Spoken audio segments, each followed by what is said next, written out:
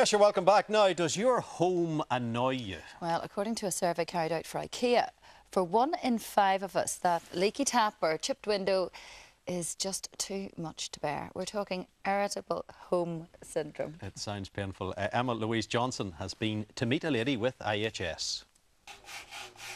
2 years this stain's been here and I just can't get it out. I've tried everything. I can't afford a new carpet, so I'm just going to have to keep scrubbing. This old house wants new children. This old house wants new wife.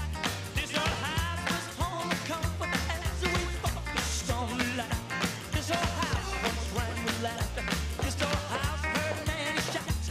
Now she trembles in the dark. Oh, this house annoys me so much. Do you relate to any of these symptoms? I'm here with Melanie Sharrod from Dundonald. She suffers from the new health syndrome sparked by celebrity culture. She suffers from irritable home syndrome.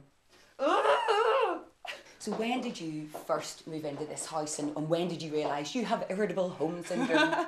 I moved in about 2 years ago, and since moving in I have done nothing, and it all drives me absolutely mad. It's the stain on the carpet whenever we're coming in, it's the marks on the walls that I've tried to hide with pictures, it's the cracks in the walls, it's the holes in the bathroom, all these tiny little things that you might not actually notice, but they drive me insane.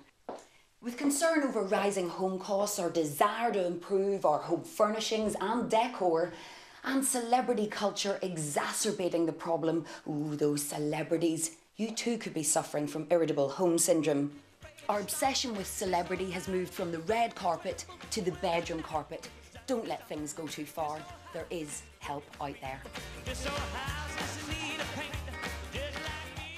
Yes, indeed, there is help out there. Joining us now is renowned psychologist Dr. Jeffrey Beatty. Jeffrey, another syndrome? Yet another syndrome. Yeah, I just wonder, like, you know, people like that, they're not just bad with their nerves. Well, it's interesting because it's about 1/5 of people say they get depressed or stressed or really worried by their home. And I think some of it is to do with celebrity culture because they're constantly bombarded by these kind of symbols of what it is to be successful. And of course, in our society, celebrity is so bound up with success and people don't want to settle for second best. And of course, people can be like celebrities in many aspects of their lives. They're having their appearance done, they can get the handbag and so on. But homes, of course, are a little bit more complicated. Not just because it's more expensive, but it requires a little bit more thought and a little bit more imagination. So they can be like a celebrity on the street. When they get home, it's all revealed. But is it a bit like this obsessive OCD? OCD, yes. Well, I thought that lady there was a bit like OCD. Yeah. She seemed to be scrubbing a bit too much. But it's not just about tidiness. I think it's also about the messages your home sends. Because I think people are aware that we make very quick judgments about other human beings. Psychologists reckon we make a snap judgment about another person in 100 milliseconds. And those judgments are kind of unconscious, unreflective, and very, very fast. And of course, we're aware that when we bring people into our homes, they're looking around and making a judgment as well. And of course, the point is you get used to your home and you might think, well, it looks okay from my point of view, but you can see in people's face they're making a judgment about you. And we're very conscious about what signals our home is sending. And at some level, it's a bit of a joke syndrome, of course it is. But on the other hand, when you look at what's happened to people trying to emulate their celebrities in terms of dieting, in terms of appearance and so on, it can actually get quite serious. I have the solution to this lady's problems. She just comes round and cleans my house instead. If she wants to clean, listen, I need a cleaner as well. No she can do mine as well. But it's one thing competing with the celebrity. There's still that air of competing with the neighbour, isn't there? You know, keeping up with the Joneses.